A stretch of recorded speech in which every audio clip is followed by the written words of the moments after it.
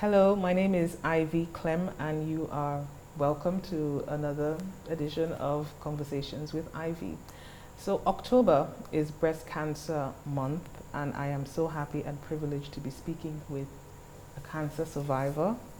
And today I'm going to speak with Hauwa Musa Shehu, who has survived stage 3 cancer, and not too long ago though. When did this happen? 2017, so about 5 years now. 5 years. 5 years, and you're not in remission, no issues, clean bill of health, Clean everything bill of good. health. Yes. So could you take us back to 2017 when you found out that you got that diagnosis? Just walk us through what happened that period. I actually had a car accident, and it was a bad one. My airbags came out and all that. So thereafter, I thought I had a seatbelt rash under my armpit. So I did not take it as anything, went for an x-ray, and they said everything was fine. There was no break, there was no bruising, nothing, and I said okay. But a few months down the line, and I had a lump come out under my armpit. So I was wondering, what could that be? Probably a normal boil. And of course, I now went for the antibiotics and all that, and it didn't go away. So I was getting my daughter ready to go to secondary school. So I said, okay, when she goes to school, I will now take care of myself. Finally went to hospital, had an excision surgery where they took out the lump. And 3 weeks later told me I was positive and I should come and cut off my breast. Wow. Yes. So, of course, my husband said, why would that be the express solution to the problem? Can somebody else talk to us? So we went back to a different hospital, underwent the same treatment again, didn't have to have another excision surgery. However, the slides had to be retrieved, tested again, and then the hospital still decided they wanted a live sample from me again. So another sample was taken, tested again, and staged positive. So we got ready and started treatment. I went to India, had surgery, a partial mastectomy now, not the full removal of the breast, and started chemotherapy. I had 6 sessions of chemotherapy. However, during the typing of the type of cancer I have, it was termed HER2, HER2, and it's a hormone-sensitive breast cancer. So in addition to having 6 sessions of chemotherapy, I actually had to take a particular, it's also chemotherapy, but a particular treatment for a whole year. Wow. Just to correct the hormone in my body, even after the chemotherapy regular. So during that, about 3 months after I finished chemotherapy, I went back to India again for radiotherapy, all in a bid to get it all out there, as in give it the whole barrage of treatments. And today I am where I am. And I've been cancer-free for about 5 years now. Amazing. Amazing. So what kind of support did you receive from like family and friends during that trying time? And I'm also curious to know, I mean, you've told us the whole process of you getting the message and getting, the diagnosis and the steps that you took. But I'm just curious, how did that affect you? And how did that affect family and friends as well? I'm what you call an anomaly, because nobody has ever had it in my family. So it just happened, and because we all didn't understand it, we actually went through it at the same time. So I couldn't have asked for better sisters, I couldn't have asked for better brothers, because everybody rallied round, and I didn't for a moment feel like this was just me going through it.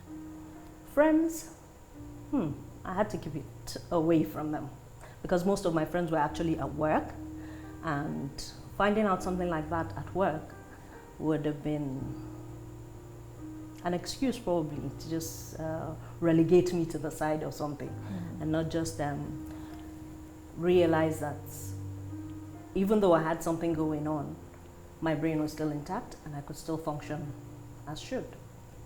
So didn't tell a lot of people, 2-3 friends, but my family was right there with me. So the theme for this year, for October, for the Breast Cancer Month, is Together We Rise. You have survived it for the past 5 years and you're thriving, but there's some people that their outcomes are not that.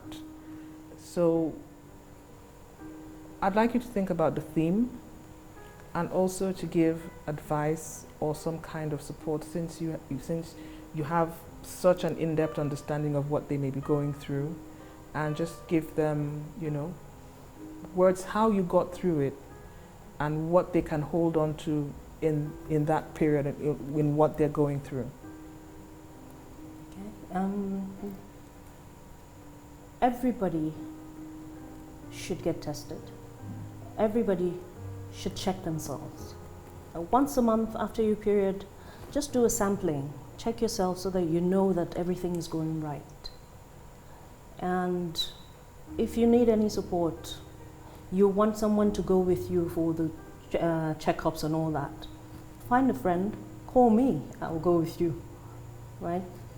It's, I've discovered that once anybody that has been through this has actually essentially gone into a sisterhood where we support each other no matter what. We stand together no matter what. So anybody needs any support, together we will go through it. So together we will rise above breast cancer. Yeah, so you and I have a shared experience of someone who recently passed through exactly what we're talking about. We're talking about a beautiful lady, 36 years young, who started her own breast cancer journey actually maybe like 2-3 years ago. She was a close and dear friend of mine, and you also had the opportunity to meet her and give her some form of a support. So what I'm trying to say, could you give words of wisdom? I remember 1 or 2 times that you did meet her, you gave her a lot of support, told her what she could do, the music she could listen to, you gave her a lot of words of affirmation. Are there places that people can go to, resources that they can access? Could you tell them anything that lets them understand that it's something that is surmountable? Because meeting you, they know that they can survive it, and I do think that there's an internal aspect of working on yourself to be able to fight back against what's going on. Is there something about mind over matter? And if there is, could you give that advice and that support to someone who may need it, who may be in the thick of it at this point in time and wondering, how can I get through this day and see another one? Okay. The moment you hear you have cancer, you actually think the death sentence has been given to you. But really it's not that. The moment you tell yourself you can come out of it, I believe you can. I was told by my medical oncologist that you have to believe what you're saying to yourself for your body to actually respond the same way.